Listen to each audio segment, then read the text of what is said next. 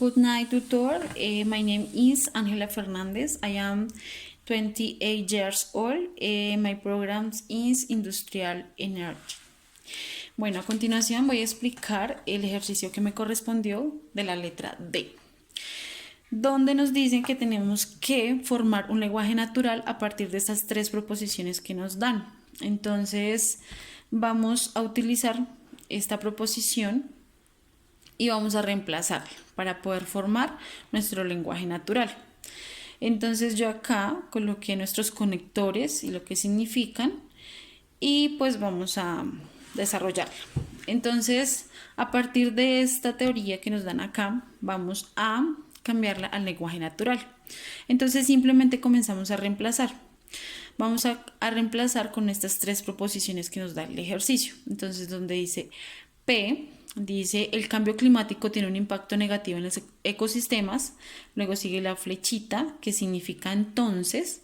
En este caso vamos a utilizar entonces, ya que por lo tanto es cuando estamos concluyendo una oración y pues la estamos empezando.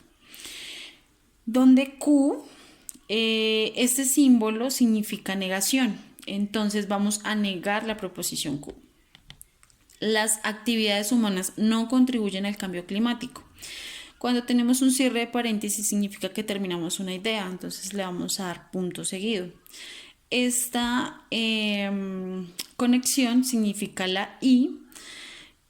Vamos a reemplazar la R. La educación es un factor esencial contra la crisis climática. Por lo tanto, las actividades humanas contribuyen al cambio climático. Entonces ahí ya tendremos desarrollada una parte de nuestro ejercicio del primer punto. Luego nos pide que armemos una tabla de verdad para poder saber el resultado. Entonces, ¿cómo sabemos cómo armar la tabla? Y pues cuántos cuadritos y proposiciones debemos formar. Entonces dice que básicamente es utilizando esta fórmula donde 2 a la n es el número de proposiciones que nos da el ejercicio. Entonces en este caso las proposiciones que nos dieron fue P, Q y R. Entonces sería 2 a la 3. Donde 2 a la 3 sería igual a 2 por 2, 4, 4 por 2, 8 y ese es el número de filas que vamos a tener en nuestra tabla. Sin contar pues obviamente donde vamos a colocar los conectores. Entonces, tenemos que armar la tabla del 1 al 8, que fue la que nos dio para las tres proposiciones, y vamos a colocar nuestras proposiciones. Entonces, tenemos que armar básicamente esta que nos muestra acá. Entonces, es muy sencillo.